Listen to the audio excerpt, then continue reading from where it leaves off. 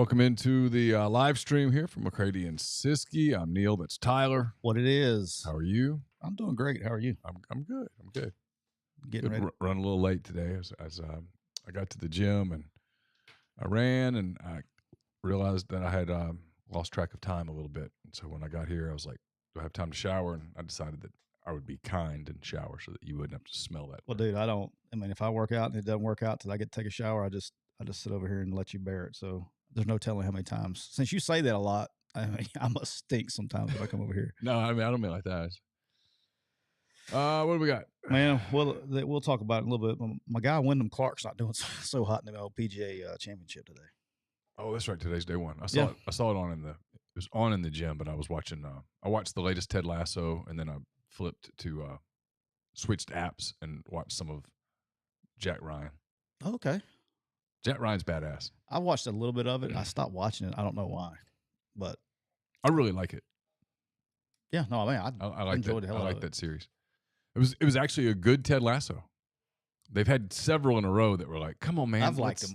Let's move on." I've liked them all. And today it was released yesterday, but I watched it today. But it was good. I felt like we're making some progress with some storylines. They're getting the storylines and they're bringing them to finale. They're starting to set up the end. Yeah, kind of.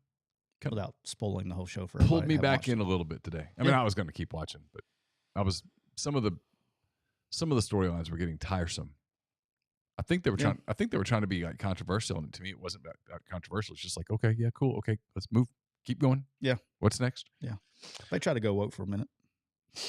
Yeah, I mean, yeah, kind of, but I was cool with that. That was fine. It's like you're going to do some of that stuff, but like 4 episodes of it, it's enough. Like let's roll. That's it. Slip card Red wants to know if we're talking about Auburn today. What's happening on the plains that I'm missing? Oh, the thing with the running back and the video. Oh, yeah.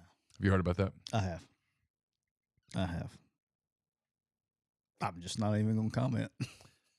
So that got put on the board yesterday, and I kind of had this quandary with myself. I'm like, okay, well, it's sports related.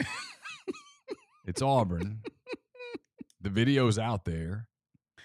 It's a little it's a lot graphic. And do I delete it? Do I not delete it? If I delete that, what else am I having? And I just kind of let it go. See, those are your kind of problems. I don't participate. I just didn't know. It's really this simple. Everything appears to be consensual, but if she didn't know it was being filmed, that's a real problem. And if she didn't know it was being filmed and then had no idea that it was going to be distributed, which is certainly my guess, that's a real problem. Yeah. This is one of those topics. I'm not asking you to get into it. I am hands off. I'm like the blackjack dealer. But this is where this is the part that college coaches, people don't realize this is the part of being a college head coach that and athletics director and stuff that is, it ain't fun. You're having these conversations. No, it's not fun. And you're having these conversations and like seriously for Hugh, who's winless and undefeated at this point at Auburn, how you handle this? You're setting a precedent. Yeah, but it's not Hugh's. What's going on here is outside of football, right? So this is not Hugh's thing to really, this is more. Deal with. This is more the AD. This goes even above. This goes above Hugh's pay grade, and it might go above the AD. It goes. It's going to go all the way to the top. Yeah, how this gets handled. So it's not even. I know that sounds, but Hugh's not going to have anything really to do. I mean, no. Do with this. He'll get asked about it. Oh, he'll get asked about it in the media, but he'll be fine. Yeah. All right. Ready to roll? Yes. I'm thirsty today. I'm hoping I have what I do. Okay, good. Bob is watching us today from 33,000 feet. Oh, hey, Bob. Yeah. Where's Bob headed? He's coming back home. Okay. Yeah. He travels a lot. Yeah, Clark, we're not talking about baseball. We're not doing it. I've already quit watching. Hey, before we start the audio file, Austin came in and said, "Super chat, thank you, Austin, very much. What ACC schools, excuse me, wind up in the SEC when it's over?" I don't know. I'm so tired of it. I don't care. Just let me know when y'all decide. It's coming soon. I know, but I don't. My interest level, like, I don't care. Yeah, I don't either. I don't, because you can't stop it. It's bound to happen at some point in time. It's going to happen. It really will come down to. It's going to come down to this. There's two schools that have the power, and then once they make a decision, the rest will all shake out. Yep. There's three schools that have the ultimate power. One's Notre Dame, obviously. Notre Dame can do whatever it wants to do. Yep. And always will be able to until they. And they've put and they've put an edict out on NBC like, hey, we want. Is it $80 million they asked for? A lot. That's almost their way of saying, hey, if you want us to stay independent, you're going to have to pay us. They will be paid like an SEC member without being in the SEC. Yeah. And if NBC says can't do it, they're going to make a decision. They'll go somewhere. And then the other two in the ACC, the two that have the power, this is what I'm told from talking to people who would know these things. Yep. Okay. This is not my opinion. Okay. North Carolina and Virginia have the power. Yep. Once they make a decision, and they'll likely make the same decision, the rest will shake out.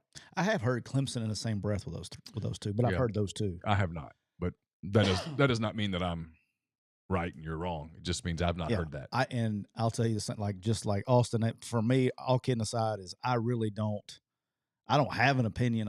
There's nothing I'm going to do or say or even think about that's going to have any effect on this. And I'll talk about, it's almost like talking about the portal NIL. You get tired of talking about it. Yes. Except with the portal NIL, I actually do that for a living. So I have to be engaged. Sure. This, I don't have to. There you go. You like that?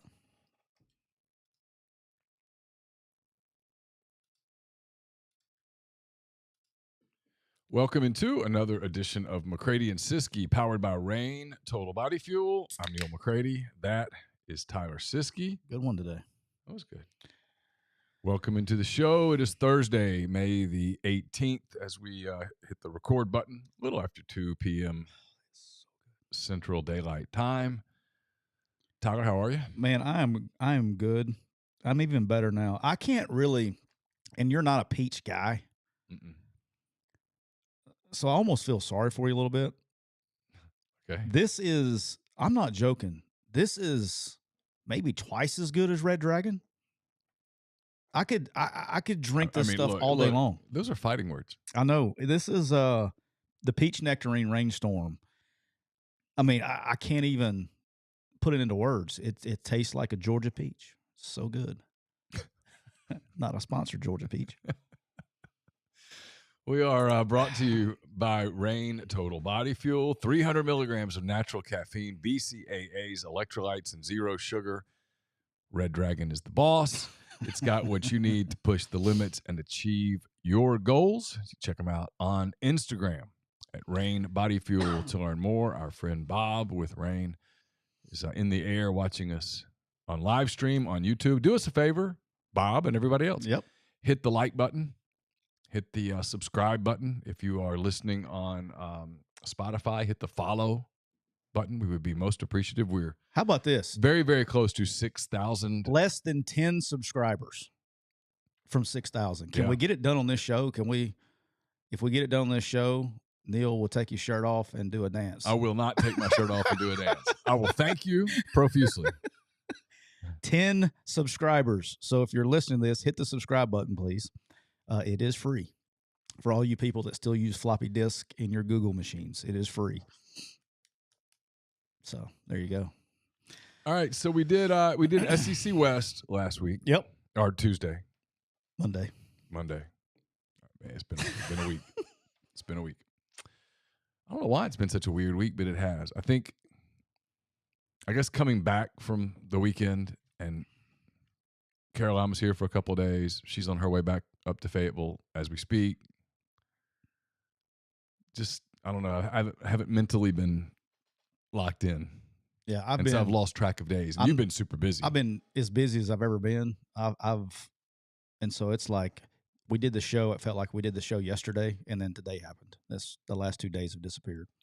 Last week and this week, we had people in the house working on stuff. And for whatever reason, people in the house working on stuff throws me off. Yeah. I did Rippy's show Tuesday. He called me, or he texted me and said, "Hey, can you want me to be on his show?" And I was like, he's like, "You got any time to do it?" I said, "Well, if you're free right now," I said, "because I'm not looking good for the rest of the week." And we literally, I went booked from taping in like less than 20 minutes. How about that? What'd y'all talk about? He was asking me about stuff we hadn't talked about, but just my career and how I got places. And I don't remember what we talked about. I had to go back and that will tell you. I remember we talked about how I got on with Coach Roberts. I remember freeze, and then I don't remember much after that. I don't think I got in trouble or got anybody in trouble. I remember telling him I was wanting to throat punch somebody, how we got fired here. Not how we got fired, but how I didn't get a chance to tell my family. But it was good. I still feel guilty about that, but it's not your fault. It wasn't my fault. I had a job to do. No, I hated it though. It was one of those days where I'm like, this sucks. Well, no, that wasn't the problem. The problem was it wasn't supposed to get to you until we got back. It wasn't just you. It was gets released or however they do that thing. But anyway. All right, you starting them off? All right, so we start schedules. Yep, start with the Georgia Bulldogs. They've been pretty good the last couple of years. They're okay. Got some talent. Georgia, the over-under on Georgia. This is regular season wins, by the way. The over-under on Georgia is 11.5. So they're saying they're going to go. You're either going undefeated or you're going. Or you're losing a game. If Georgia loses a game and you take the over, you're out. You lose. If you take the under, you're searching for a loss, and here's where you would be searching from. They open with UT Martin. Don't think that's going to get it. I love my guy Simpson up there at UT Martin, but I think that's going to be tough. They stay at home the next week and face Ball State. Then they're at home the next week for South Carolina. Okay. South Carolina did beat them in Sanford Stadium a few years ago with Will Muschamp. Okay. Then they are at home one more week in September to face the Blazers of UAB, Trent Dilfer and company, heading to Sanford Stadium. Yep. Then they hit the road for their road opener, September the 30th at Jordan-Hare. Hello to everyone watching from Auburn. It's Georgia and Auburn, September the 30th on the Plains. By the way, as an Auburn person, yes. Which I guess Auburn people don't know that, but as an Auburn person, a resident Botagetta guy, I don't like the Auburn-Georgia game being played in the middle of the season. Yeah. I'm a traditionalist where it needs to go Georgia then Bama. Yeah. I don't like playing beginning of the year. It's weird, September the 30th to see that game, but there it is. Yep. Kentucky is at Georgia, October the 7th. Then Georgia heads to Nashville to face Vanderbilt, October the 14th. Get an open date, and then they close with the cocktail party in Jacksonville, Georgia, and Florida, October the 28th. Georgia comes home for back-to-back games, entertaining Missouri and Ole Miss. And then Georgia goes to Tennessee and to Georgia Tech to finish the regular season. I've got the over. I'm not betting against them. And I don't even blink. I didn't, there was not one game in that entire thing that I just went through where I even thought to myself, that's interesting. Not one.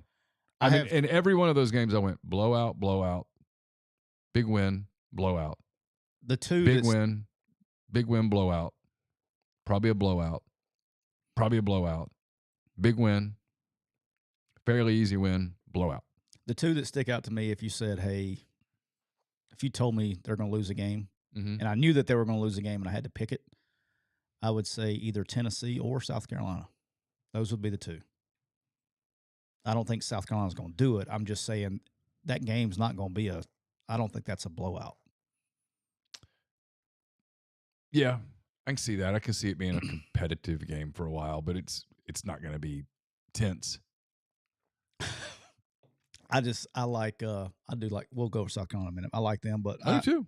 I think they're a good team. I'm not betting against Georgia. I'm going over, and I mean, until they're in Alabama status with me, which is I'm not betting against you, so you're going to have to be really bad for me to start betting against you. So I'm betting with you, Georgia, over. Yeah. I mean, you could have them go to Tuscaloosa and to Baton Rouge, and I probably would still predict the over, but I would at least blink at those games and go, But that schedule, that's cake. I'm still not betting against them until they prove me otherwise, and they've gone a long time without doing that. All right, so we're both going over on the Dogs. All right, I'm gonna pull up Tennessee is next. Tennessee, the over/under is 9.5. Let me tell you the scary thing about Tennessee. The scary thing about Tennessee while you're pulling up that schedule is they're at 9.5. And if you talk to people inside the building in Tennessee, they think this is going to be their worst team they'll ever have. And if 9.5 is the number and it's the worst team that they're going to have, they're a coming. And let me tell you something. The money that they spent on our good friend Nico Lamavalea, worth every penny. He's going to be a dude. Yeah. He's going to end up pushing Milton before this is all said and done to play. All right, so Nico Iamaleava and the Vols open on September the 2nd. Can you pronounce that one more time for me? Nico Iamaleava. Iamaleava. Nico Iamaleava. Okay, I can get that one. Virginia heads to Knoxville. Is that in Knoxville or is that on a neutral site? That's got neutral site written all over it. Well, they did this thing where they were playing Pitt there at home and all that stuff, so it may be. I don't know. This could end up being a preview of SEC game in a few years. Virginia is at Tennessee. Then Austin Peay is at Tennessee. Then the Vols hit the road September 16th. They go to Florida, come home to play Texas San Antonio and South Carolina on back-to-back weeks. Then they get a break on October the 7th, October the 14th. They entertain Texas A&M. Then a week later, they head to Alabama and then to Kentucky to round out the month of October. They open November at home against Connecticut. Then they head to Missouri, come back home November the 18th to play host to Georgia, and then entertain Vanderbilt November the 25th to end the season. All right, so I'm looking for 4 L's. No, just 3. Well, 9.5 is the number, so I'm looking for 4. If I want to go under, they got to lose 4. No, we got to lose 3. Yeah. My bad. Duh. It's okay. Whew. It's been a long week. It has. I went to ULM. We didn't have to count to 10. Well, and if you did, we were kind of like the public school system, really. There we go. It was kind of like, see you guys on Monday. It was kind of like this. Count to 10. And you'd say 1, and they go, good job. And then you go 2, 3, 4, 6, 8, 10. And they look at you and go, it's close enough. It's a C. And you passed. And so you never, and if you could go over, they'd say, okay, bonus credit. Can you name any number higher than 10? And you'd say 68. Now you had a B. Now, you couldn't go from a B to an A. They'd round up a 32 to a 70 to get you the C. But if you had an 89, you sure as hell weren't getting a 90. So make sure those state testing and state scores are good, Neal. Yeah, you got to do that. All right, I got to find 3 losses. I think they could lose to South Carolina at home. I think they could lose to Texas A&M at home. I think they will lose at Alabama. I don't know if you've heard of that Morgan Wallen song where he goes. I don't know the words, but I know it exists. Talks about going down to Alabama to see Tennessee get beat again, and they did. And then he went to the bar and he met the girl and he took the girl back. So jokes on Alabama. They lost big this time. They just got a point. Yeah. I think they beat Kentucky this year. I think they could lose at Missouri, and I think they will lose to Georgia at home. So I'm going to go under. I'm also going under. I'm going to put them at 9-3. I think they're just short. I think they lose to Alabama. I think they lose to Georgia, and I think they have too many games that I think are close enough to where they could lose another one. So I got them going under at 9-3. Okay. I got them going like 8-4, but fair enough. Yeah. We're both under. All right. Pays the same. South Carolina. I don't need to look at schedule. Kentucky and Missouri are all 6-5. We will 6.5, I should say, is the 6.5 is the over under. I don't need to look at a schedule at any of the next three. Well, I do. So here we go. And I suspect some of our viewers and listeners would like to know the schedule. South Carolina opens, I think it's a neutral site game against North Carolina on September the 6th. Then they head home to face Furman. They go to Georgia. They entertain Mississippi State. They go to Tennessee. They entertain Florida. A lot of home away. At Missouri, at Texas A&M, home against your guy Rich Rodriguez in Jacksonville State, home against Vanderbilt, home against Kentucky, and home against the Clemson Tigers. So the over-under is 6.5, and I love the over here. Love it. Pounding it. I mean, I legit bet this one. Give me that. Look, we said it last year, and you, along with everybody else on this show, made fun of me for liking South Carolina so much, because all I said in our preview last year was they're going to be better than they were, just a little bit better than they were last year. So their first year was 6-6. He was 7-5.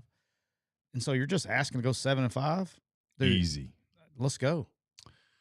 I think they beat North Carolina, beat Furman. I think they beat Mississippi State at home. I told you I think they win at Tennessee. I think they beat Florida at home. Got a hell of a shot to beat Missouri and Missouri. Beat Jacksonville State. They beat Vanderbilt. They beat Kentucky. And I won't be shocked if they beat Clemson again. On the risk of being used as a meme, I like the Cocks. There's no chance that gets used as a meme. No chance. You're good. Are you and the guy still fighting on TikTok, by the way? I don't know. I haven't paid attention. But I'm sure he's still saying something. We can talk about him in a little bit. All right. Kentucky is also 6.5 is the over-under. Will Levis lists Wildcats. I was reading what got me was they opened with Ball State. That's my mind. It happens. They were opening with Ball State. Then they play Eastern Kentucky and Akron to open the schedule. They open SEC play in Nashville September the 23rd against Vanderbilt. They come back and entertain Florida. Then they head to Georgia. They play Missouri at home October the 14th. Then they get an open date, and they finish with Tennessee at home, at Mississippi State, Alabama at home, at South Carolina, at Louisville. So we're looking for 7 wins if you want to get the over. They start with 4, I think, because I think they beat Vanderbilt. I agree. If they beat Vanderbilt, they get 4. I think they beat Florida at home. I know you probably disagree here. I'm not big on the Gators. That's 5. They lose to Georgia 5-1. I think they beat Missouri at home. I don't know what I think about Mississippi State. They beat Louisville. Did that get them to 7? 1, 2, 3, 4, 5, 6, 7. Yeah, I've got them just over. I also have them over, Neal. I am on the grind says under for Kentucky. I disagree. I think people are looking too much about what was on their team last year. Oh, Will Levis left. We can't replace Will Levis. Well, not only did you replace Will Levis with Devin Leary from NC State, who's also a dude, you got your old OC back. That is going to make all the difference in the world. That's why he struggled last year, is because he changed offenses and it wasn't the same. I'm going big on Kentucky going over. I think they're going to be better. I think they're going to look more like the 2021 Kentucky Wildcats than they did the 2022 Kentucky Wildcats. I think they're going to be a lot better than people are giving them credit for. So I'm easily going Kentucky over to the point where I think they may be the second best team in the East. I like them that much. Oh, well, that's interesting. Yeah. Okay. I like them that much because of the quarterback. Like, people that didn't watch football, that doesn't know anything about Leary as a quarterback. Go watch NC State last year when he played quarterback. What were they, undefeated? Wasn't they undefeated? And in the conversation until he gets hurt last year at NC State, and then he gets hurt and they struggled a little bit. Yeah. I mean, the guy's good, and you got your coordinator that you had in 2021 that left to go to the NFL, comes back. I'm all in on Kentucky. Okay. Interesting. All right. Missouri is 6.5. Missouri opens September the 2nd at home against South Dakota. Then they play Middle Tennessee and Kansas State at home.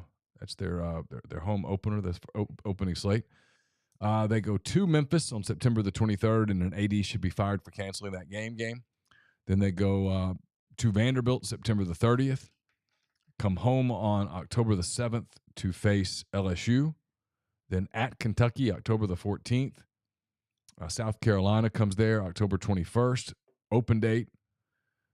Then November finish is at Georgia, Tennessee at home, Florida at home, at Arkansas November the 25th, which apparently is a Saturday game this year. November the 25th to finish things up in Fayetteville. Kind of like the under here. You like under 6.5? I kind of do. I think Kansas State's a tough game. I'm not shocked if this is a Vanderbilt win in Nashville against them. I think they lose at home to LSU. I think they lose at Kentucky. I think they probably lose at home to South Carolina. They lose at Georgia. They probably lose at home against Tennessee. They could beat Florida, and I think they probably lose at Arkansas. That's become a home team wins that game. To me, it's all about who's playing quarterback, right? I mean, that's the big mystery up there is who's going to be the quarterback and how is he going to be, the guy that's playing. I think they've done a really good job everywhere else retooling your team. I think, Kevin Peoples, their defensive line coach, I honestly believe is the best defensive line coach in America. Jacob Peeler's receivers coach there. Obviously, we know about him, work with him, and he's a phenomenal recruiter. And, you look at last year, they had no business being in the games. They were in every game, man, and they were close. Oh, they were really close to having 9 wins. Like they believe they're playing for him. I don't know. This is if they get good quarterback play, they can go over. And they can go over a good bit. But if they don't have good quarterback play, this could be a good team, a good 21 players that's because of the quarterback position struggles. But if they get good quarterback play, don't even have to have good quarterback play. Just be okay. And they can easily go over. I don't know. I'll say over because I like the rest of the team, but it's all going to depend on what the guy behind center and who the guy is behind center. I don't think they know yet. So that's me with Missouri. All right, one last one. It's Vanderbilt. You got to get the Gators. I left out the Gators. I know we're going to set the world on fire here. We'll have some mean talks for this one. Okay, let me pull that up and do this right. I skipped right over Florida. Total disrespect. This will get everybody fired up. All right. The Florida Gators in 2023. 5.5 is the over-under. 5.5 is the over-under.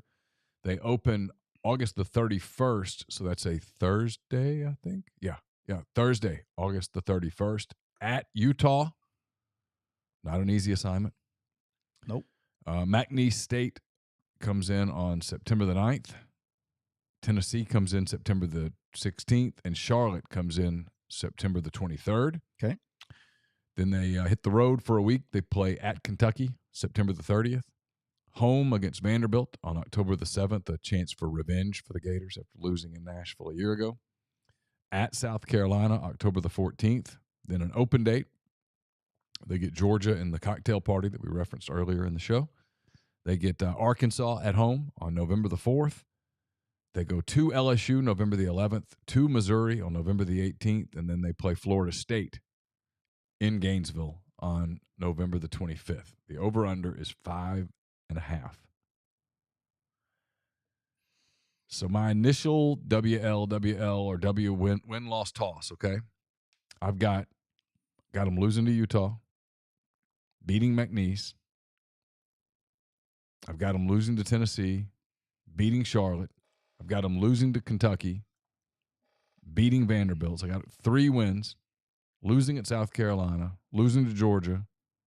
I think Arkansas is a toss. Lose to LSU. Being generous, I'll call Missouri a toss, but frankly, I'd pick Missouri, and then I think Florida State beats them in Gainesville. I go under. I'm going over. Is that because they're your friends? No. Okay. I believe in Billy. I know what we saw last year when we saw it up close and personal. I know what he's had to get rid of. I know what he's had to change. I know what he's rebuilding it with. That was not a good-looking unit in and a lot of those players Vegas. that you saw out there are not there anymore. There's he had to do a lot of house cleaning. And he's done it. He understands the pressure.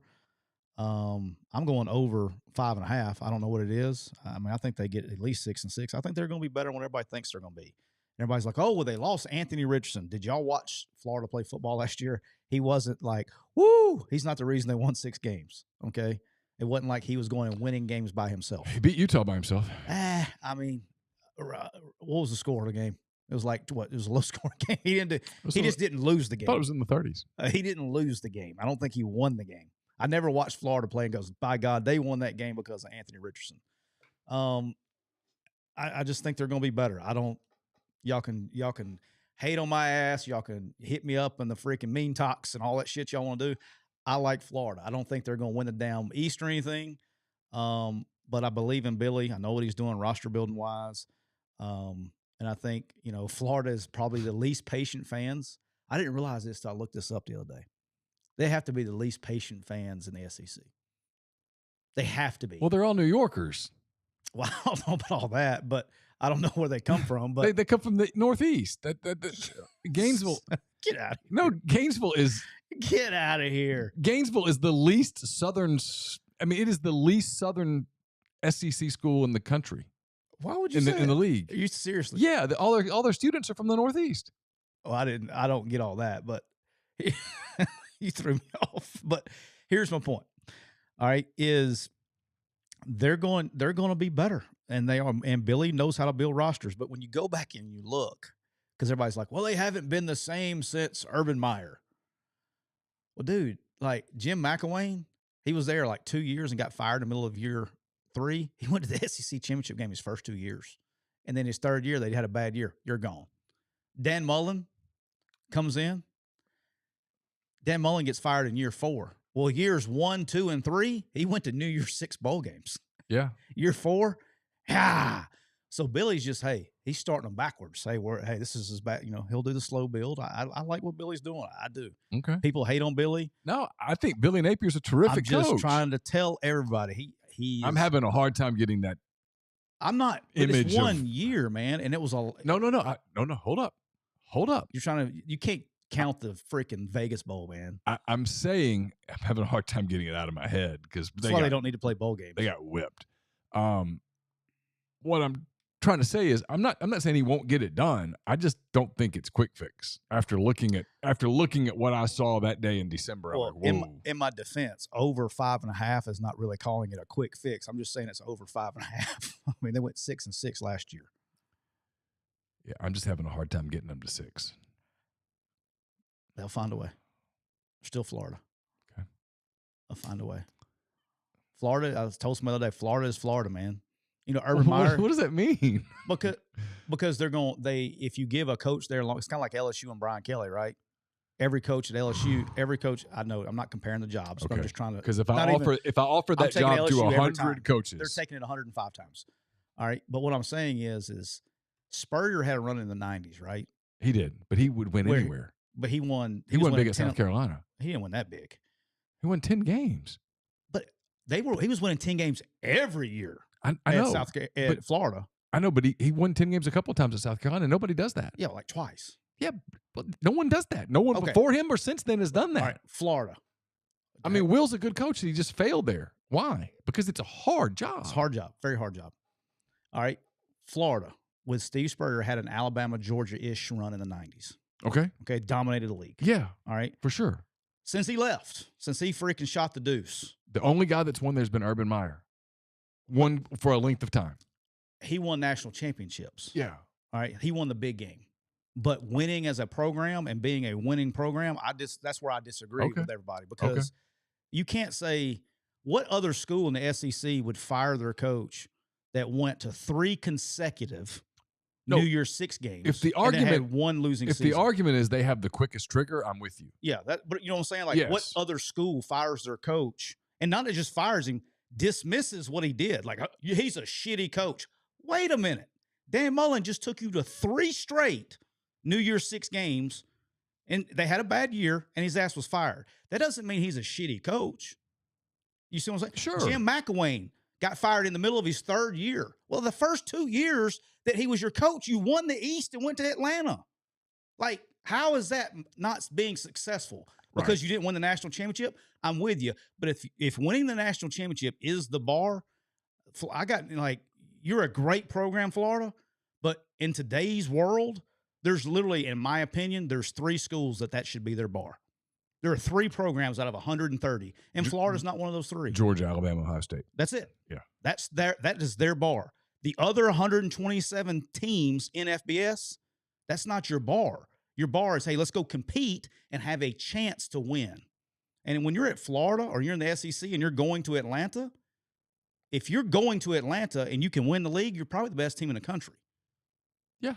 Or you're competing there. And sure. so I disagree. Like, now Will Muschamp, hey, he struggled a little bit at Florida, but even in his struggles, he didn't have a great years. Hell, he had one year he went tied for the East and went to the Sugar Bowl.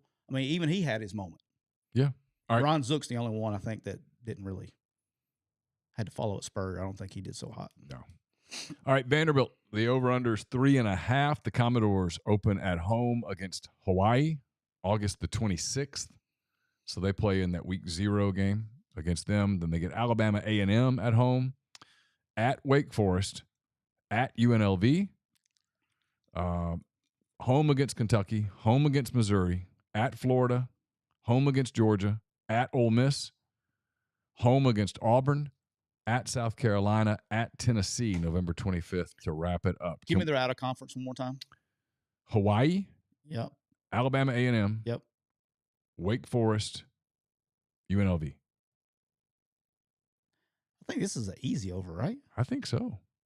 I've been saying they could finish this up in out of conference. They're going to beat Hawaii. They're going to beat Alabama A&M. That's 2. So yeah. we're almost there. So the Wake Forest game is the weird one. Last year they played Wake, and Wake had the good quarterback, and it was a good game, but Hartman was the difference in the game. Well, he's now at Notre Dame. And he's not there anymore.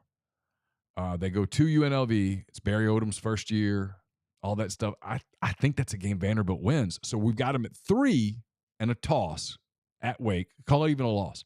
Is there one SEC game they can win? Yeah, I don't know. Because if they win one SEC game, they I got so here are the candidates. Can they? What's anybody but Alabama, Georgia? So they get Kentucky at home. Could they beat Kentucky at home? They could. I mean, I don't know if they will, but they could. Missouri at home. Yeah. I mean, you're going to laugh at me, but at Florida. No, they can win it for sure. They've done it. They're not beating Georgia. No. They're not winning at Ole Miss. Auburn at home, probably not. I mean, they could. Could, probably not. In my opinion, they're going to be competitive in every game but the Georgia game, the Tennessee game, and the Alabama game. Yeah. They don't play Alabama. I thought they played Alabama. No, they get Auburn, then they go at South Carolina, at Tennessee. So I can get them to 4. I would feel better about 4 than I would predicting them to win 3. I think they get it done out of conference. I like them. Barry Odom now at UNLV. Yeah. So that'd be fun. But yeah. I like the guy, man. I like what they're doing. I know they're he's a great looking guy. He is. God, he's a good looking dude. Brother from another mother. I wonder if his parents went to Alabama. Such a handsome man. I wonder if his parents were Clark Lee. Teachers. Wow. One Just was a an English phenomenal professor. looking guy. Yeah. Could be. I like what you think maybe he's how old's Clark? He is mid to late 40s. You think he's like a little brother that something happened? Could be. These things they happen. Lost him. I see stuff on Dateline about this shit all the time. Or my parents just didn't want 4, and so they put him up for adoption. Yeah, I mean he ended up in a football family. Educated guy who goes to Vandy. Smart guy. You never know. Actually, the way I think about it, his intelligence might be the sign that no, that's not the case. All right, which team? I got a question for you. What team or teams are you most interested in outside of the SEC? Oh, teams I'm interested in outside of the SEC. When you're going to Walk-Ons and you're going to drink your beer at Walk-Ons, what team are you wanting to watch on TV? Iowa, for sure. Michigan, Florida State. Florida State. Do they make another move like that Florida State LSU game? I'm in. Not necessarily because of the outcome, but I want to see what FSU looks like against them early. I mean, obviously USC with Caleb Williams. I think that's interesting. I mean, realistically, that's about it. Well, I mean, no, take it South Alabama. Yeah, I mean, our friends. I try not to count my friends in this one. But I like Sunbelt. I'm gonna watch them anyway. I like Sunbelt games. I'm interested in Notre Dame a little bit. Like, I kind of wonder. I wonder what they look like, because I think at the beginning of our conversation, I think they have a big decision to make here soon, and I think at some point they need to have an honest conversation with themselves. And the more they play in this environment going into the playoff next year, I think if I were them, I'm not saying I would jump into a league, but I would be watching these games that I'm playing and watching the rest of the landscape and going, hey, let's have a conversation about this on a routine basis. Why don't we? So yeah, those are the ones. I can kill my first two pretty quick. I'm very interested in the USC Trojans and Oregon Ducks. Okay. One, obviously, Caleb Williams at USC, and you got Bo Nix coming back at Oregon. Yeah, it's true. And they got players, and they got good coaches. Yeah. I think in that league, between those two, and you can even throw Washington starting to creep up a little bit. Mm-hmm. And you got Michael Penix Jr. coming back. You got some things there, right? Yeah. I think between one of those two, though, I think there may be enough juice in the Pac-12 this year that if one of them runs the table, they could get in. Oh, I think so. And I think if either one of those teams went undefeated, they'd get in. But I think they have to go undefeated. I do too, but I think they both can. Sure. I think they can this year. So I'm watching there. One we didn't talk about that I am extremely interested in are Wisconsin Badgers. Luke Fickell going to Wisconsin, changing complete styles. That is going to be weird to watch them basically just airing it out. They're going this is a drastic change, right? They're going from lining up, old school, pounding it down your throat, to slinging it all over the lot with our good friend Longo. Got my man Jack Bicknell up there coaching O-line. Our good friend Luke Fickell. Quick, you clients. Is Bicknell up there? Oh, yeah. Oh, yeah. Good dude. Yeah, Bick's up there. Such a nice guy. Such a nice guy. But I think they're I'm interested in that one. And then we've mentioned it in the thread, Florida State. I think Florida State is a threat. I think Florida State is a legit threat. Now, the problem is they could be a team that they could lose the first game of the year, and they could not lose another one. Sure. Like, that first game is legit. That's two legit playoff contending teams playing week one. I mean, legit. I think if you put a gun to my head and said who's the favorite in the ACC, I think people are still sleeping on Clemson. But dude, Florida State, man, I'm telling you, they're good now.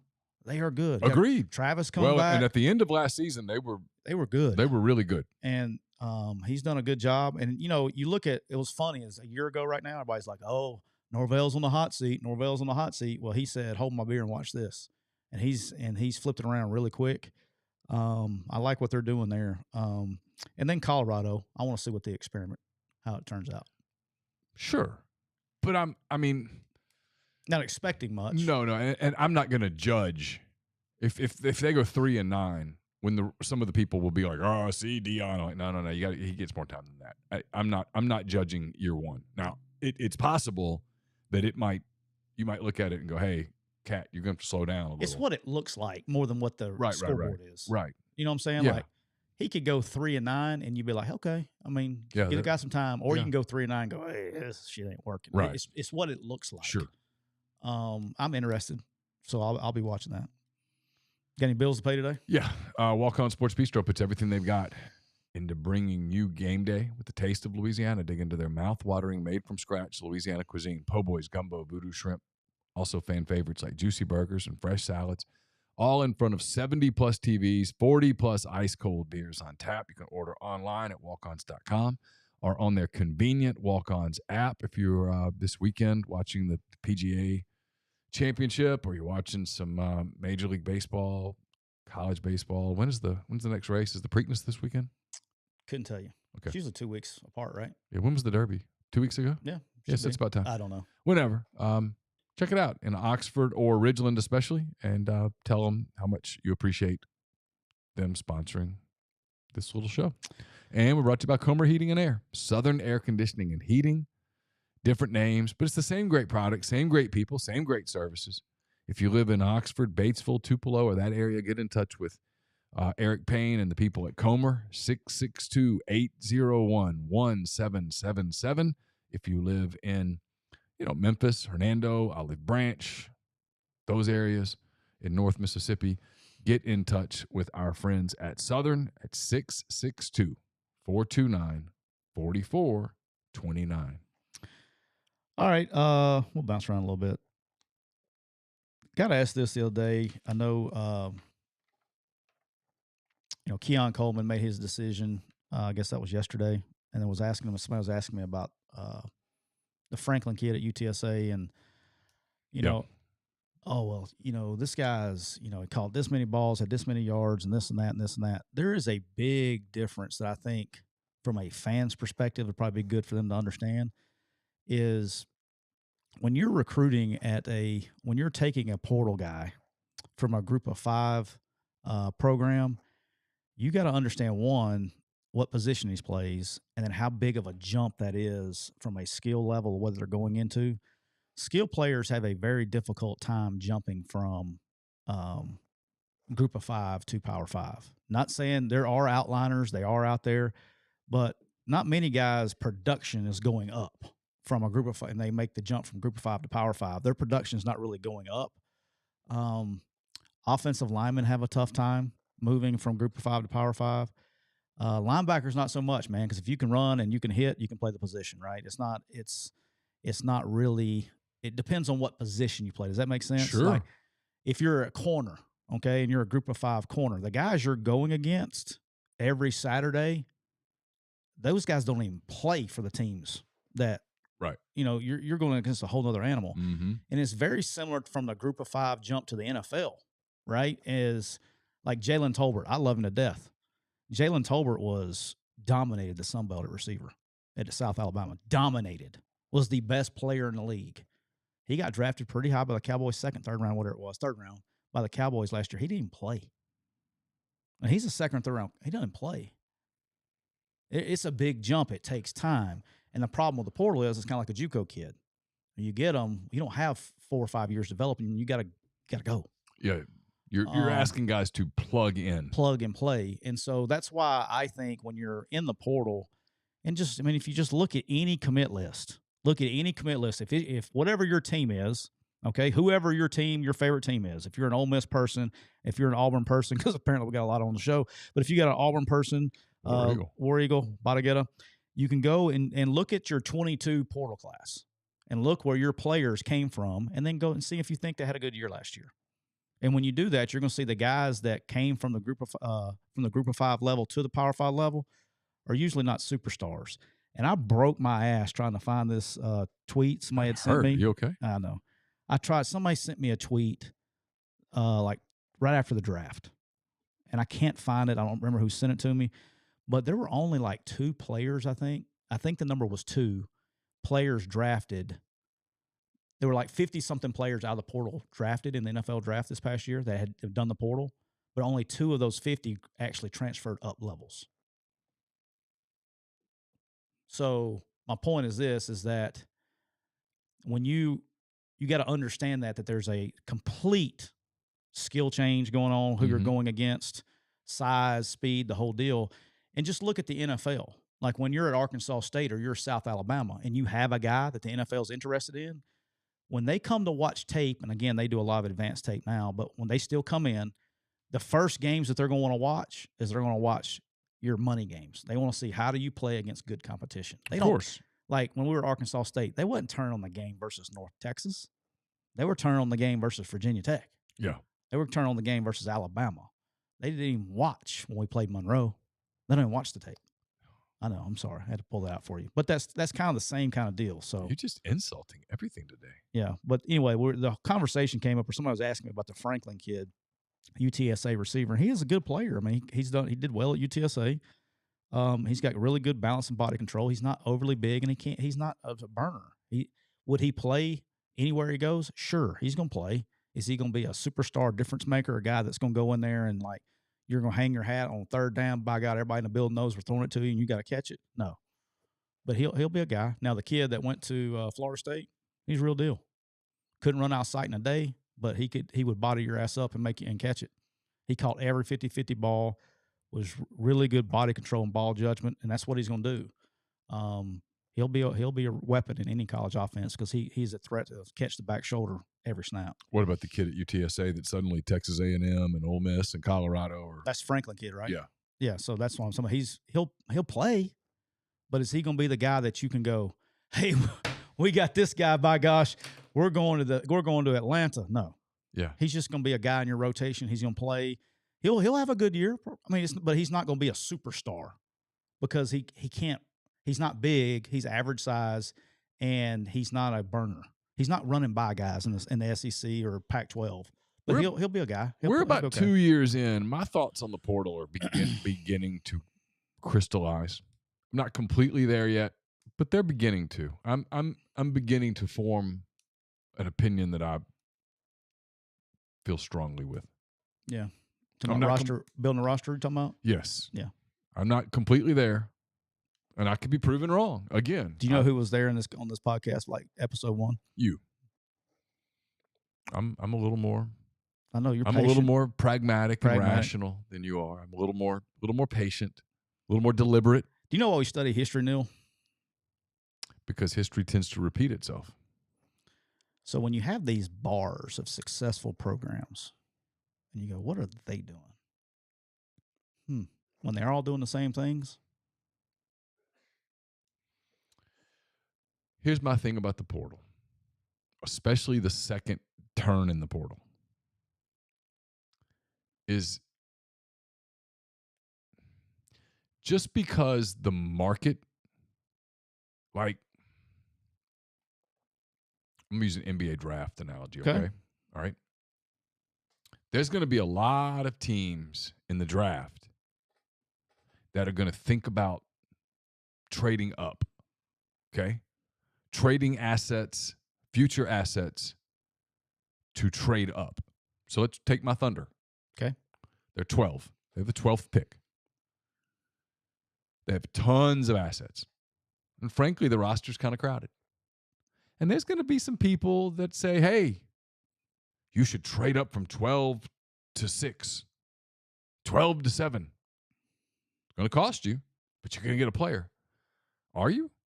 Because this is a draft where after the first 4 or 5 guys, and maybe even including a couple of those guys, from like 5 to 13, 14, these are flawed players. Guys who can play. Guys who do things well. But they're flawed players. You know, there's my point is that I kind of look at the second part of the portal, and just because a guy's getting $250,000 to go play because there's a market for him, doesn't mean that he's actually good. Just because these are the stragglers, if you will, in the portal, these are the last guys available. Supply versus demand. And everyone's looking to, okay, there's a big defensive lineman.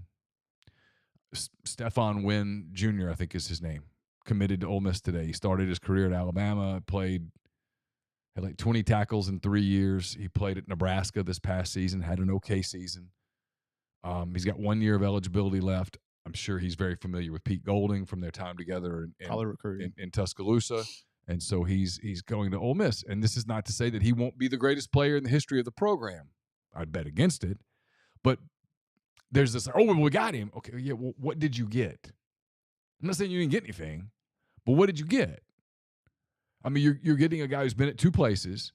He didn't play much at Alabama. Is grad transfer taken? I would assume. Yeah. Otherwise, he's have to get a waiver. And he doesn't have a year to sit because he's already taken a redshirt year. You understand my point? I do. There's just this scurrying for like the kid at UTSA who might end up being a superstar. I'm not saying he won't be. But there's this scurrying for this guy, and it's like the only reason you're doing this is supply and demand. This is, and then yesterday, Keon Coleman commits, and he says, you know, where I'm going to spend the next 8 or 9 months. I saw that. That was great. And I mean, hey, that's a new one. Kudos to you, bud. Honesty. I haven't heard that one. I mean, I love transparency. Sign me up. Yeah. I just question whether. I think if you're plugging a spot here and a spot there with portal. Right. I can see it. The opinion that I'm starting to form is that going out and getting, and I'm not talking just about Ole Miss here. It applies to Ole Miss, but this is not just Ole Miss. There's a bunch. Well, it's everybody. This going out and getting 20 portal guys every year, to me, it feels like it won't work ultimately. I think I'll put it this way. It might raise your floor, but I don't think it does a whole lot for your ceiling. Yeah. There are outliers, and I meant to say this earlier when we were talking about the group of 5 kids going. There are going to be guys that do great. Okay, I'm just talking about it as a whole and as a general thought process, because there's going to be guys coming from D2 that can go really play in a Power 5 level. So I'm not talking about every player, and the same thing with the portals. They're outliers. I think USC, they've been very heavy in the portal, and they've done very well in the portal, but they're not doing typical portal recruiting either. All right, right. All right. We're going to go get, okay, I'm the head coach. I'm leaving Oklahoma going to USC, and I'm going to take the best quarterback in America that's going to be the number 1 pick in the draft, and he is going to portal to my school. Shocker, you're going to have a good team if you have the best football player in America playing quarterback. Of course. All right. Bear Alexander was going to be a starting defensive lineman at Georgia. Okay. Shocker, Georgia's pretty good on defense. Okay. So if I get the guy that's going to be one of the 11 best at Georgia to come play defensive line at my place, I can spend some money. It's going to work out. Oh, yeah, sign me up for that. Sign me up, right? Yeah, sure. It's the others. Let's take the top, cut the cream off the top. It's what's left, because the cream off the top's getting paid for, and it's getting paid for heavy. And Keon Coleman got really good money. And I wouldn't call him the cream. That's my point. He got cream money. He got cream money. He's good. And he's going to play in the NFL. Sure. But he's not. That's kind of my point, is if this is what the market is, and this is what it costs to get a 1-year rental at the end of the portal season, I think you're better off taking that money and investing it in other spots. Yeah. That's my opinion. I don't disagree with you. It's interesting. And if that's what the one hole you're missing to be a solid position group, I get it. But it's interesting. All right, I'm going to keep this tight today. All right, I had to talk about this. I know where you're going. You know where I'm going? Yep. All right. So, about a month ago, our good friends that own the Blue Cans, they decided to run a marketing campaign and lose billions of dollars. All right? They did? Billions, like not millions, billions. And then they had people like me going, hey, we're done with you, Bud Light, so I'm going to go to Miller Lite. And Miller Lite said, hey, hold my beer and watch this.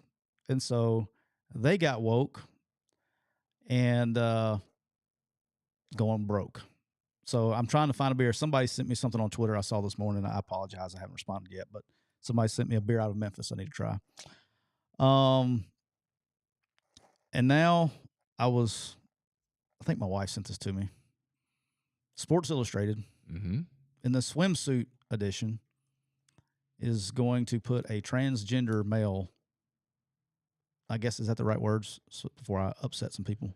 A transgender. It's a transgender. Female? Is that how you say it? Kim Petras. She identifies as female. Yes, what Neal said. She is a biological male.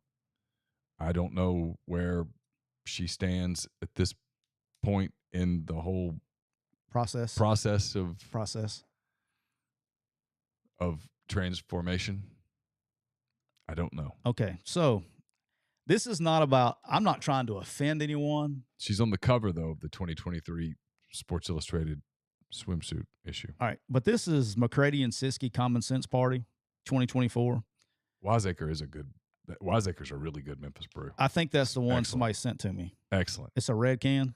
No, Wiseacre's kind of a yellow-green can, I think, if I recall correctly. It's good beer.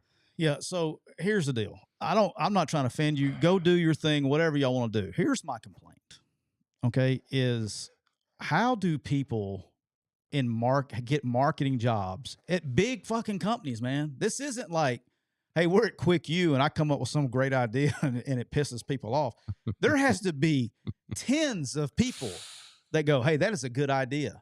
Hey, that is a good idea. Hey, that is a good idea. You're at Sports Illustrated. All right, I'm just going to go on a limb here, okay? Common sense, Dr. Common Sense here. Yep. I'm going to guess that the people purchasing Sports Illustrated swimsuit edition magazines are heterosexual males is probably your top market. Would I be stretching there? No, I mean, is that fair? It's a big, if it's got to be the majority. Look, I'm a little older than you, not a whole lot. And when I was a kid, where are you going with this, Neal? That was one of the highlights of the year, was when that thing dropped. When that magazine dropped. Why was that? Well, but if you go back and look at it, seriously, I mean, number one, it was beautiful women, and it was fairly wholesome. I mean, it wasn't. Get out of here. It left. There wasn't nothing wholesome about that. It left a lot to the imagination. Not much compared to now. We didn't grow up with a phone the way that I didn't have a phone. What would you need a phone for? If I wanted to look at women, I couldn't just go to a site. There it is. I've told you this. I had a friend named. Turn the podcast off, Mom. She knows. I had a friend named Neal Fuller who lived up the street from me in Ruston, and they got Cinemax. They had Cinemax, and if you had the antenna on the TV just right at about 1 a.m, you might see some boobs.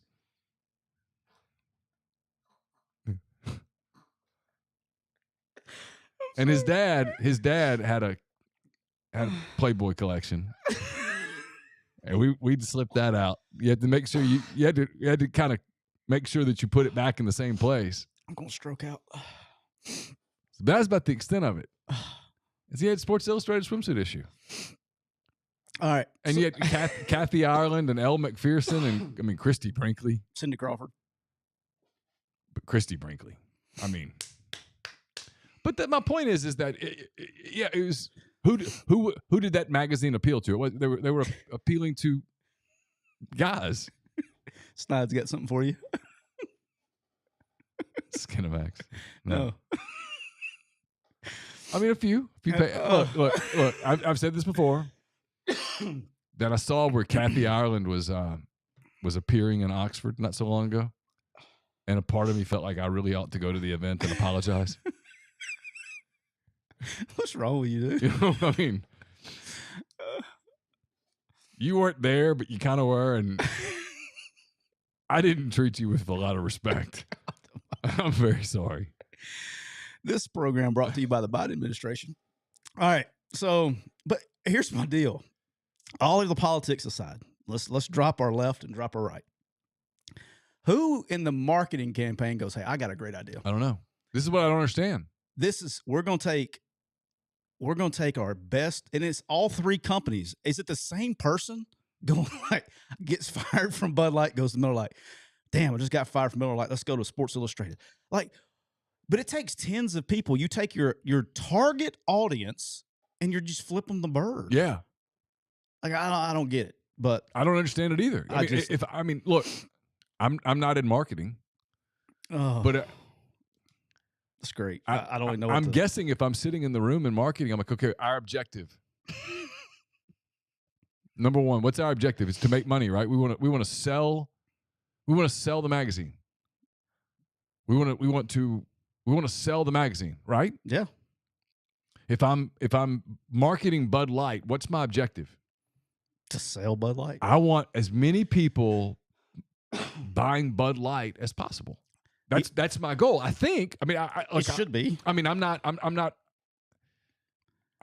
in business necessarily. I guess. I am, but your goal at Quick U is to get as many clients as possible. That is correct. Correct. That is correct. And so you target you fashion your product to be appealing to potential clients. Yes. And if a bunch of them buy it, awesome for you. If none of them buy it, well, you ain't gonna be. It's not gonna go so well. That is correct. Well, that's basic thing. So, and it's the only magazine they're probably selling at all at this point in time. It's what I don't understand. Yeah, I don't understand why someone can't say in the room, "What are we doing? Is this a death wish?" The only I don't even have a problem with, like, believe it or not, like Martha Stewart's on one of the covers, right? She's inside one of the. My wife didn't like that, but she's 81 years old. I mean, let's be real here for just a damn minute. I mean, what are we doing? And what's that about? I don't know. Why? I don't have a problem with it. No. But why? But when you do the thing where you're like, okay, it's not even a girl. Now you're telling your target audience, like you said, you're just flipping them off. You're just telling them, well, you're telling them you don't care about them. You care more about a handful of people giving you social media praise for how brave and courageous you are over, hey, let's do what's the best interest of the product. Yeah. And now people are just done with it. They're just done with it.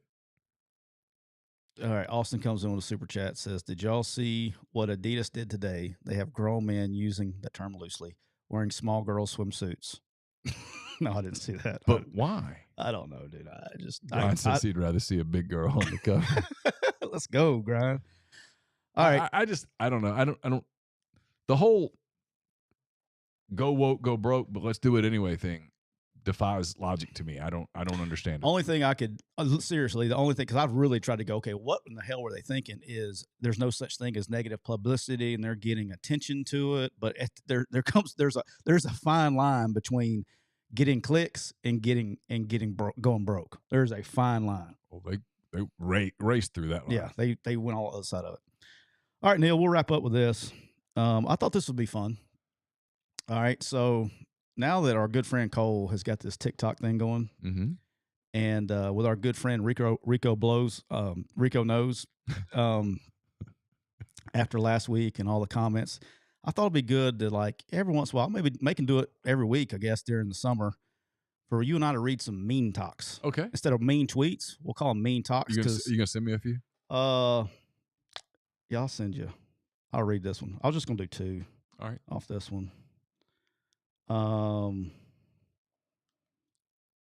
So, hey, speaking of our guy Rico, now it kills me because I follow like very few golfers and stuff, and so when I get on my For You page thing, it knows it's got an algorithm. I have like 90 golf things or whatever. But now that I commented with Rico, so he pops up on my For You feed all the time. So very interesting. He threw out another interesting fact that I'm sure all the followers like blew right through and nobody paid attention. I have a legit question I would like to know. He mentioned, he was talking about some kid at Colorado, and he says, I have watched their spring practices on film. All right. Okay. Well, I wonder how you did that. I got a question is, how did you get that film? Because a coach would have had to send it to you. A coach would either had to send it to you. All right. I mean, that's the only way. Or you broke into their computer system. And he is a cyber expert for the NSA. How about that? But I would like to know and he I guess was a journalist or something in one life. He's like MacGyver a little bit. He does a little bit of everything. But everybody kind of like blew through that. Like, how did you watch practice film? Maybe he did. I'm just curious of how. No, I would question what you're doing with your life. Do you know? Well, first of all, you know what happens if anybody in the building ever sent out practice film? They're gone. Oh, dude, that's like. No, you're not night. That's not nice. So my advice was, if Rico does have somebody sending him practice film, I wouldn't say that in public because somebody's gonna get fired if they find out. Let me send this to you so you can read the bottom one here. Okay. No, that's not the one I sent you. Hang on. Sent you the wrong one, boss. Screenshotted the wrong thing. All right. So read the bottom one right here, and I'll follow it up.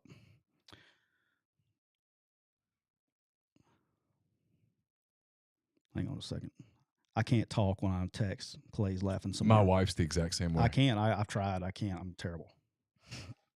I lose all focus. She'll get a text, and I'm like, is that one of the girls? And she's like, yeah. No, I'll just say, is everything okay? And there's like these 10 seconds of silence. I'm like, is everything okay?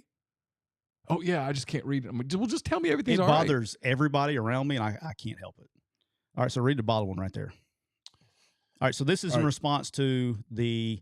So if you're on Twitter, you saw it. We do the same. Cole does the same post on Twitter, on Instagram, and on TikTok. So this is the video of us discussing Auburn's over under 6.5 wins. Okay, this is from Dan. It's from Dan on TikTok. You guys suck. Auburn owns Ole Miss. They have flipped the roster. Auburn still has a better composite roster ranking than all but 4 teams on schedule. That's not too bad. Not too bad. But then the best part was, I mean, I get worse than that every day. He follows it up, and it's hard for you to understand TikTok because the way they do the responses. He follows it up with, the only one worth a damn is the one on the right, referring to me. Oh. So. They don't like me. They don't like you. No. All right, so I responded. Grind will appreciate this. I did, off my account, and I just put WDE, War Damn Eagle. Right. Messing with him, right? He responds to me. He says, please ditch these fools, or please ditch these losers. Holy shit, they are clueless. Okay. So I just let him know. I was like, hey, read my username. I'm the loser. Clueless. Looks like that's karma. War Damn Eagle anyway. He didn't realize that I was the fucking guy that he was calling clueless and a loser and a bum. Oh. They don't even do the research, right? And then my personal favorite. Okay. This comes from, I'm going to say Peyton, but it's P6YT9N. He says That's what his parents named him. Okay. That's his pronouns. Little 6 and a 9 in it. The most generic and convenient takes. Neither of these guys have any knowledge of Auburn football and are just talking to talk. So I gave him a little response. I said, except for the fact that I played at Auburn and I coach wide receivers for Hugh Freeze. I said, but yeah, I know nothing about Auburn football. Well, there's a reason you're not in it anymore. That's right. Yeah, there's a reason. I mean, And then this was the best part. This actually made me laugh. So he responds. He says, when did you play in the Stone Ages? That's fair. He goes, do you live in Auburn? Do you see firsthand the changes being made between the coaching staffs? Even in the past few years, Auburn underperformed and could have won 8 to 10 games. Oh. With one of the worst coaching staffs and roster ever. And it's supposed to be you are, but he said you're. Mm-hmm. Take a beating, or your take of beating somebody is, I don't know what he said, low key or low Q or something. He can't talk. He goes, it's no secret. It's going to take a couple of years for Auburn's roster to flip. Mm. So they didn't like, you don't have a lot of Auburn fans over here that like you, Neal. No, I'm very unpopular. I lost a lot of points with Auburn Nation last November. You did. All I said. You're wearing an orange and blue shirt though, as am I. I mean, I bleed orange and blue. All I said was that Kiffin wasn't going to be a fit there. That's all I said. I mean, that's what I said. And that just caused the uproar? I think it caused a lot of it. I tweeted on the night before Thanksgiving that Hugh Freeze was going to be the next coach at Auburn. They didn't like that either at the time? No, I don't think they did. They probably didn't like the cult part. And I was pretty critical of some of the media that covers Auburn. I'm like, those guys are – I don't get this when people do it. I know I'm kind of becoming in the minority. I don't ever view – like, I cover Ole Miss. I don't think it's my job to protect Ole Miss. It's my job to cover Ole Miss. And so I'm not going to sit on a story to protect Ole Miss. And I felt like some of those guys were sitting on stories. Because I think some of them knew middle of the week that the Kiffin thing was falling apart, and they didn't write it. Oh, Snide says then you called him a cult. That's what got you. I did. I did call him a cult. I called A&M a cult. You know what's funny though? Most schools are kind of cult, but Auburn. Every school. Auburn can get kind of culty, and like that some of the language that he uses right there is that holier than thou stuff. That's kind of cultish. You don't get that everywhere. About to get a. I don't see that. Here's what. All kidding aside, I went to Auburn. I played there. I sat the bench there. I was a great bench warmer. But I wore the uniform. Mach 10 Sports says, "Hey, Neal makes up for with Razorback Nation." The truth is, they hate me too, which is Dave that works for me. I know. It's just kind of interesting that the truth is though they despise me. Like I could never like go. You're like a fan with no home. I'm just not a fan. Yeah, but you're right though. I don't like if I stopped covering college sports, I'm not sure how much I'd really watch them. Yeah. So for me, this is what's weird, right? Is if I had to be a fan, like you said, hey, you got to pick a team. Auburn would be my team. That's where I played. I went to school there. Met my wife there. I did not graduate from there because Tuberville didn't like me. So I finished at Troy. But, I grew up an Auburn fan, the whole deal. But still at that point in time, I've said this 1,000 times, coaching kind of took Fandom out of me. Mm-hmm. But now with Hugh back there, Ben Agamoa's there. I got somebody else that's going there. I can't say they'll be starting June the 1st. It's a good buddy of mine that I live with. That's going to be on the coaching staff. I got so many people there that I now have personal relationships. John Miller's there. Mm-hmm. Just a lot of people that I've worked with are now at Auburn. On top of that, I played there, and that's what I grew up a fan. So if you said, who am I pulling for? I want them to win. I'm an Auburn, I guess, fan, but I don't like if they lose a game, I'm not going to cry about it. I won't think about it. I'm not going to get upset when they're down 40-0 or they're up 40-0. I'm not going to have a better day. So maybe I'm not a fan. I don't know. But my point of the drill is this, is that where I think you and I have a unique perspective is we're taking the fandom out of the opinions, right? Yeah. I mean, I covered Auburn for 6 years. I was in that state for 12. Lived in Alabama for 12 years. That's a good time. Yeah, it's a long time. I have a lot of friends in Alabama. Probably have more friends in Alabama than I do here, frankly, if I'm honest. I loved my time covering Auburn. I mean, I did. I had they moved me to Auburn, I would have stayed on the beat longer. They insisted that I stay in Mobile, and that 225-mile drive was becoming a depressing thing. That is a long drive too. It was one thing when we didn't have kids, and then when we did have kids, I just missed being home. And so, I enjoyed covering Auburn. I made a lot of friends on the beat. I mean, their media relations director, Kirk Sampson, still one of my really good friends. Hell, I mean, I took Campbell to look at Auburn. I mean, I thought she would like Auburn. I was wrong, but I thought she would. And asked Caroline a couple of years ago if she wanted to go look at Auburn. It was one of the schools that I told her you might like it. I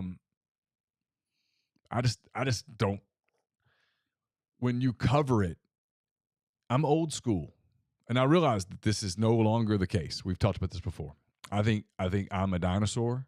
I think they're phasing people like me out of the field quickly, intentionally. Well, they rather have fans than journalists. They want fans covering teams. The people like at On 3, for example, they're hiring fans. It's not a criticism. It's what they're doing. 24/7, they hire fans. There's a lot of fans in the Rivals Network. A whole lot. I mean, I see tons of it. I think it's intentional. I don't think that's an accident. But I also think it's part of the problem too. It might be. My point is that if I were to go try to do what I did when I covered Auburn, when I moved here and covered here, today, like if you put me, like I'll go here. People are always like, you're going to move to Arkansas, which I'm not. But let's say I did, for kicks and giggles. Say I called Rivals and I'm like, hey, I want to run the Arkansas site, okay? And let's say that Rivals went, all right, you've done a great job on the Ole Miss site. Sure, we're going to give it to you. If I went and covered Arkansas, day one, they'd be like, oh, you're an Ole Miss guy. Day one, you're an Ole Miss guy. The next thing, are you an Arkansas fan? No, I'm not. Okay, well, then we hate you. You couldn't – I don't think you could do it today. You're like Tom Hanks in The Terminal. I don't think you could do it today. I think they're phasing people like me out. I don't blame them. I completely get it. Fans want – I think the majority of fans want the people that cover them to be fans. I think that I've been on the record here. I actually do. Now, it's funny. This is where with pro sports, which is where if you told me, hey, you're going to move on and stay in journalism, I would not accept anything that wasn't covering pro sports. Because in pro sports, I don't think people care as much. They don't. They almost expect you to be the other way around. They almost expect you to be completely the opposite. If you think about it, I think I follow the Thunder. I have no idea who Joe Masato, who covers the Thunder for the Oklahoman. I have no idea who he's a fan of, or if he's a fan, and nor do I care. I just don't care. And some of the people that I follow who cover the Cubs, frankly, the ones who annoy me the most are the fans. The ones who I like the most, Sahadev Sharma, Patrick Mooney, I don't think they're Cub fans. And I don't care. Who cares? They're really good at what they do. I get lots of information. Paul Daner Jr., who covers the Bengals, I have no idea if he's a fan or not. No clue. I don't think he is. I think he just covers the NFL. I love his work. So that's kind of my mindset with it. And I just think that bugs people. And I think that's what happened on the Auburn deal. I think the people at Auburn could not accept that my opinions about Kiffin and what Kiffin might ultimately do and Kiffin's fit at Auburn, I think they viewed it. I'm going to be totally honest for just 2 seconds here. Well, that's what we do. I think they viewed it as I was hoping Lane Kiffin would not leave. Okay? That's not right.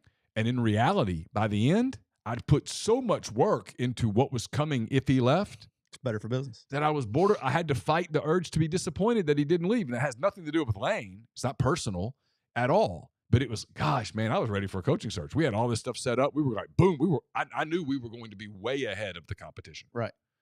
I mean, we were going to be like, had Lane Kiffin left for Auburn on that Friday, the amount of content that we had ready to go, boom, boom, boom, boom, boom, on our page, podcasts and stuff that we I would have made a bunch of money. You've been talking to Paul? B, we would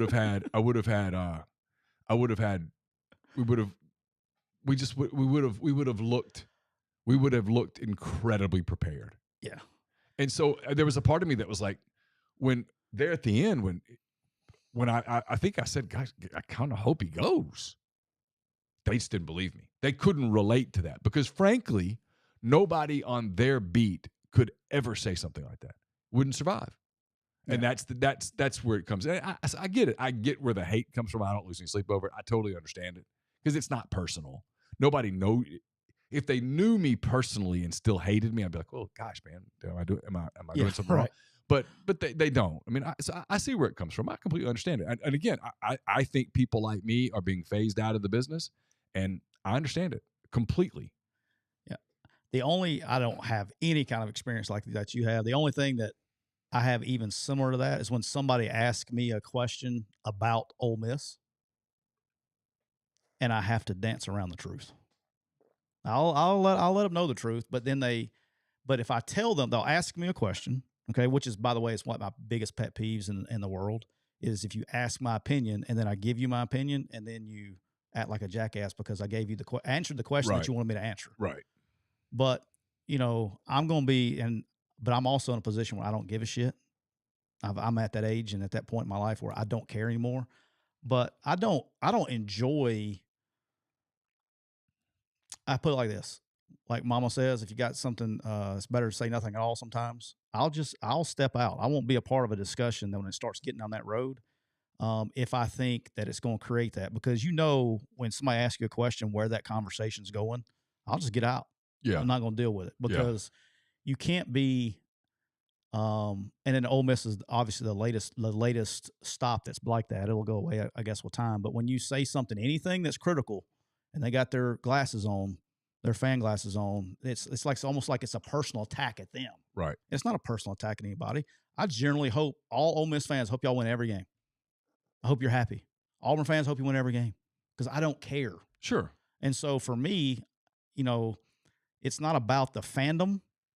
I just want to tell the truth. And if you ask me a question and I answer the question that you asked, don't bitch and act like a 10-year-old girl because it doesn't agree with your agenda.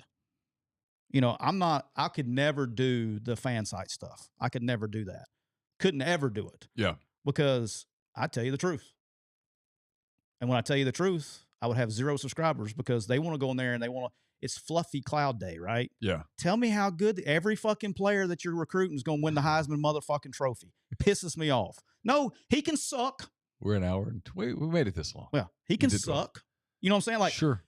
Every recruit is not going to come in and be the savior of the offense or the savior of the defense. Okay?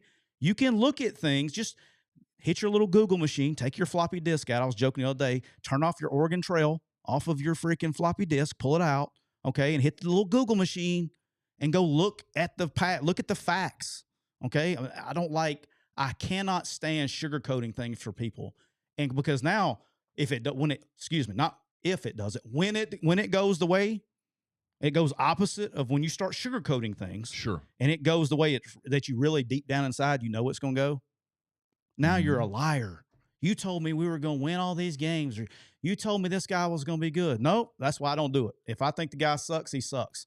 And on the off chance, there's a less chance that kid that I said sucks is going to be a good player. So I actually am playing the percentages.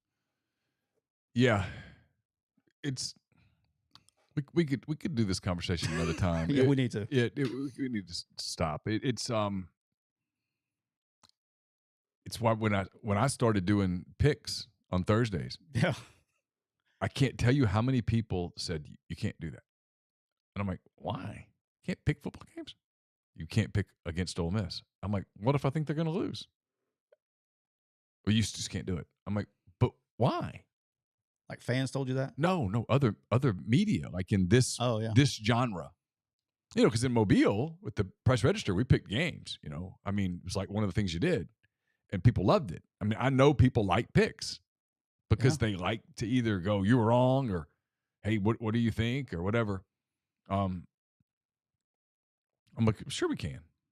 You know, you're going to miss some. I mean, obviously.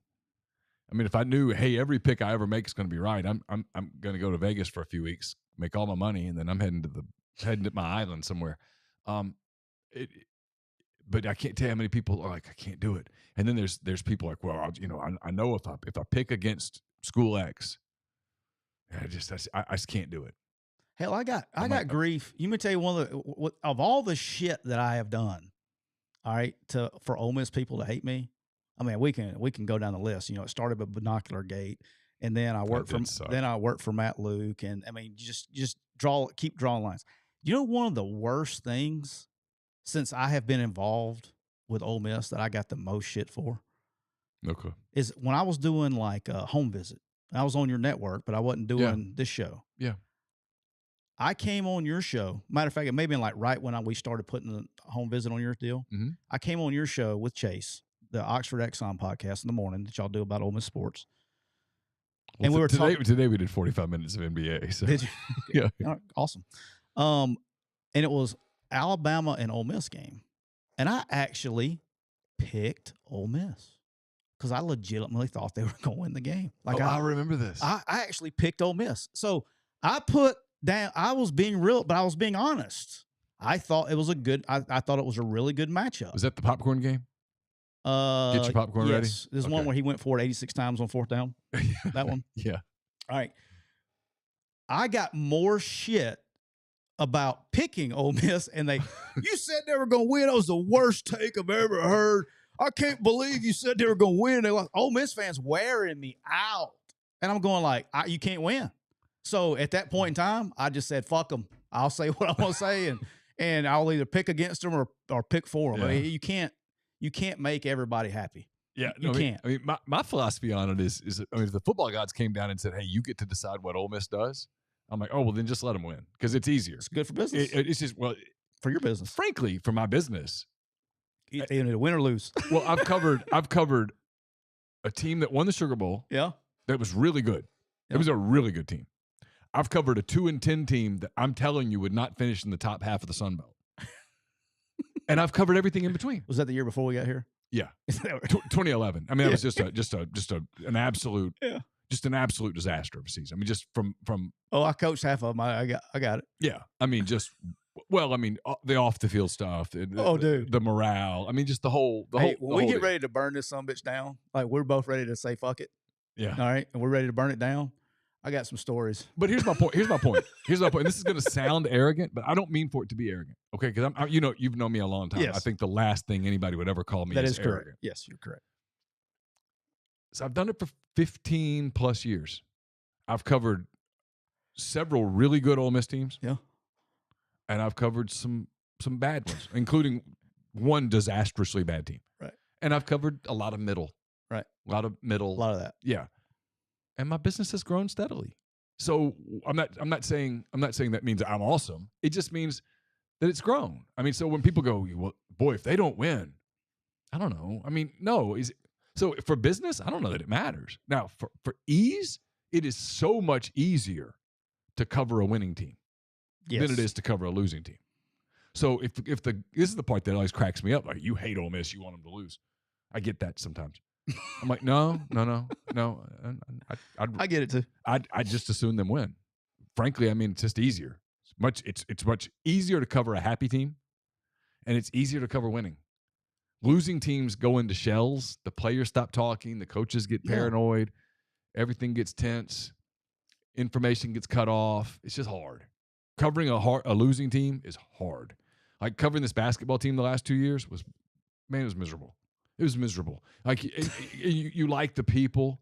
You see, because you be like, why don't you ask them why they suck? Hey, what game was that I text you? Because I like going to the basketball games. I don't care. I like basketball. I don't care if they suck or not. I'll go. Yeah.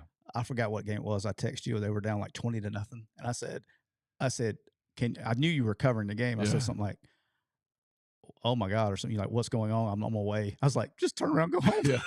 I'd gotten it was UCF, I think. Yeah, it was. Yeah. Like, they were down like 21-0. I said, just turn around, go home, covered on TV. I did really like Taylor Hendricks for UCF. He's going to be a lottery pick. Anyway, that's it. That's the part that always cracks me up is I would rather them win.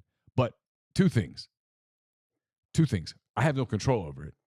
And then secondly, if I allowed that to become an emotion, right? Not just hey, if the football gods came down and said, hey, do you want them to go 12-0 or 0-12? Oh, for the love of God, 12-0. Just do it. Yeah. But the truth is there are no football gods. And I agree. I've tried. And yeah, I know you have. And so, if I got emotional about it, one way or the other, right? If I truly, like people do he hates Ole Miss thing. If I hated Ole Miss, how hard would it be to write the story when they get the big win? Yeah, you can't. You couldn't, because I'd be so disappointed that they won. Yeah. And on the flip side, if I'm such a fan that they get pummeled, well, now I'm going to do one of two things in post-game. I'm going to get emotional and write a bunch of emotional stuff, or I'm going to be so brokenhearted that I can't do my job. Yeah, you don't tell the truth. Right? I can't do my job. Like, it doesn't, so why do that to yourself? Yeah, I told Rippy this on his show. I think is one thing you reminded me of what I said. Is like, for me, contrary to popular belief, like there's people at Ole Miss that I really like a lot as human beings. Grind says the football gods are real. They're just Auburn fans. That's right, Grind. Yeah. Tell them, War Down Eagle, baby. Body getter. I had to teach a new coach at Auburn the fight song today, Grind, on the phone, buddy of mine. All right. That's War Eagle, fly down the field, War Eagle, fly down the field. Ever to conquer, never to yield. War Eagle, fearless and true. Fight on your orange and blue. Go, go, go. Hey. Is it go, go, go? Yeah. Okay. On the victory, strike up the band. Give 'em hell, stand up and yell, hey. Yeah, War Eagle, win for Auburn, pride of the Dixieland. I covered him 6 years. Look at you, man. 6 years. That's pretty cool in the locker room, by the way. Never learned the Alabama fight song. I couldn't ever remember the words. Something about going to the Rose Bowl yes. and we'll win there. No, I got some of the words. I just couldn't remember them all, and we didn't really practice it a lot, even though we sang it every freaking deal. The best one's that USC fight song that they play just throughout the game, just over and over. Dude, it's awesome. You know what everybody else thinks annoying that I really like? Rocky Top in the game. Like, people hate that. I like Rocky Top in the game. I like listening to Rocky Top. I'm one of the minority that I sort of like all of it. Like, I think all the schools having their own different thing. Like, the Arkansas Woo Pig Suey drives me nuts. See, it doesn't bug me. It never has. If I was a Mississippi State fan, I would like the Cowbells as an opponent, and it's probably the point of it. Yeah. The Cowbells give me headaches.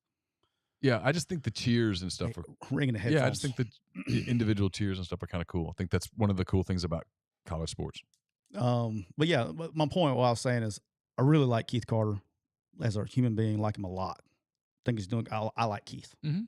I like Tom Luke, one of my good friends. Yeah, love Derek Nix, guy. one of my good friends. I want them to succeed. So one of Caroline's best friends is Tom's daughter. Yeah. So I mean, contrary to popular belief, I would like for them to succeed. And so my point is this: is don't confuse me wanting somebody to succeed with the truth. Of course. And that's what I'm just going to give you for better or for worse. Of course, Pig suey. That's like Razorbacks. That's like the deal with Lane. People are like, well, what do you think? I'm like, look, covering Lane's challenging. It's challenging. I mean, he doesn't like to talk about his roster. This is the part where I leave the thread. It's true. No, but it's true. He doesn't like to talk about his roster. He's a Saban disciple to an extreme as it pertains to allowing people inside the building to communicate. We don't get that one. We don't talk to assistants. We talk to coordinators once a year. Yeah, I mean, those are challenging things. So when people are like, well, I mean, that's the truth from a journalism standpoint, from a pure journalism standpoint. Like, if Lane had left, I was going to be like, well, I mean, cool. My life's going to get easier. And that doesn't mean that Ole Miss is going to be better or whatever. At the end of the day, what I wrote was, I thought Lane would be torn. I thought it would get complicated. I thought he seriously considered Auburn, because I do believe he seriously considered Auburn. He did a ton of homework on Auburn. I can't. So but I also knew, and I remember saying this to Jay. I remember telling Jay this. I'm like, this guy's different, and not in a bad way. It's not a criticism, but he's one of these guys that could get all the way to the finish line on something and then just go, nope, I don't want to do it today. That is about the most accurate description I've ever heard. And that's not a criticism. No, it's just who he is. It's just who he is. And he's a successful coach. He's won a bunch of games. He's done a good job, all that stuff. He can call the hell of a football game. It's not a criticism. But I kept saying that. I'm like, you're looking at this like Auburn wins more than Ole Miss. Auburn does a bigger stadium, this. I'm like, he doesn't think that way. This guy. Coaches in general don't think that way. But that guy in particular does not think that way. He just doesn't evaluate it in that regard. And I said, you're going to put him in a place where, and I remember saying Hugh was a great fit at Auburn, and Hugh and I aren't the best of buddies at all. I mean, I'm fine with Hugh. It's been a long time, but you understand my point. We're going to have a kumbaya moment. I'm just going to let you know. I am. Look. That's my guy. I think Hugh, I don't know about an apology. Hugh should never have said the things that he said. We're going to have a kumbaya moment in April, May, June of 2016. We're going to have a kumbaya moment. It was wrong. We're going to have a kumbaya moment. It impacted. Times have changed. It impacted my. I mean, look, I had binoculars, allegedly looking through binoculars, and they hired me. I was cheating so bad. I did Ole Miss so bad that they hired me back. Can you imagine that? Yeah, I know. I was doing so bad to Ole Miss that they said, you know what we're doing? We're going to hire that guy back. That's how bad it was. All right, we're going to stop there. Yeah, we've gone like 25 minutes longer than we were supposed to. Actually, like Boomer Sooner. I do. I like that. I like I like my guys at Oklahoma now. Wiki Kleins. Michigan, the fight song when they're at like a parade. I was in Orlando. They were playing Auburn actually, and the Michigan band, Citrus Bowl. Yeah, Michigan band went right by my hotel doing the. Yeah. Oh, it's fantastic. No, I That's a great song. I can get like I said, the Arkansas one. I don't know why it just all the time it bothers me. The Whoopie Kasui thing bothers me. And the cowbells again. If I was a fan, I would probably be used to it. But and it does the job. But as an opposing coach, when you got I wore double-layered headsets, and you can't get away from it because you put your headsets on, it's just ringing. It's because somebody always has their talk button on. It's just ringing through your headsets. You have a headache when you leave. Yeah, you're not. Man, I'm talking about raging headache. Raging. It's bad. I mean, I've never left that play. I've probably coached there 3 or 4 times. I think it's a competitive disadvantage, and the league should try to enforce it. On the flip side, I admire the fact that. Oh, I like that they just say, bump you, we're doing it anyway. We're doing it anyway. I like right? that. And it means something to them. Because if you, and it didn't matter whatever you're a like fan of. At Arkansas's graduation the other day, completely unprompted, all the kids did they called the hogs? They called the hog thing at the end of it. That's those. For me, I just kind of thought it was kind of cool. Like, I didn't do it. I didn't call the hogs. I'm not a fan. I was there supporting my daughter who was graduating, right? Celebrating my daughter, I should say. And they did it. Like, and I looked at her and I saw her where she was, and Campbell's just not a sports fan. And she's down there calling the Hogs because she loves the school. And so I just kind of thought that's kind of cool. And so when you see that, like, When the y'all said hottie toddy cheer. If you don't know anything about Ole Miss, the hottie toddy cheer is stupid. Like, what the hell is that? Right? And the same with like Body Getter. Like the first time I heard Body Getter, I was like, what the hell is that? But everybody knows it. And so it means something to the people who the place means something to. So I think it's cool. All right, That's what college sports is about. Can we end on this, please? Yeah. All right. I want to end on something. Since the McCready Siskey Common Sense 2024 tour is in full effect. Yeah. Can I tell you something that really bothers me about the hottie toddy? Sure. I mean, it really legitimately bothers me. And Okay. we can't I can't do the woke stuff in my own town I live in. So my 7-year-old, massive Ole Miss fan, massive. I mean, he's teaching him profanity. Is that what bothers you? No. Sing the song. The kids are singing the songs and they're like leaving out cuss words. If a cuss word's in the fight song, it's legal. Can we just let them sing the song? About the hottie toddy? Yeah. Well, it's not really a song. It's just a cheer. All right. Whatever you want to call it. Yeah, it's a cheer. Let them sing it. Stop teaching them the wrong words. Oh, instead of by damn, they're saying by darn or by gosh or whatever. Yeah. Or whatever. Yeah, it's okay if a 7-year-old says damn. Like instead of saying who the hell are we? Who the heck are we? Oh, no, it's hell. Just let them freaking say the it's freaking song. only 2 words in there, hell and damn. It's not bad. If they're smart enough to understand how to remember it, let them freaking say it. I agree completely. Like let's don't do let's don't soften it out. And I saw it came across my Twitter feed the other day. It was like they had cheerleaders doing something, right? And they were on a commercial. Cheerleaders were doing a commercial and they were singing the song. And they on the commercial they sung the woke version of the song on the commercial. Like stop. It's an hour and 45 minutes long. I know we're like an hour longer. We're supposed to be only got today. 14 likes. My feelings are hurt. All right, we're gonna stop there. Let's go. We'll be back Monday. You guys have a great weekend. Thank you for making us a part of your week. We really appreciate it. It's been a lot of fun. This is episode 77. So we'll be back Monday with episode 78 of McCready and Siskey. Again, our thanks to our friends at Rain. Rain Total Body Fuel, 300 milligrams of natural caffeine, BCAAs, electrolytes, zero sugar. It's got what you need to push the limits and achieve your goals. Check them out on Instagram at Rain Body Fuel to learn more. Until next time, take care.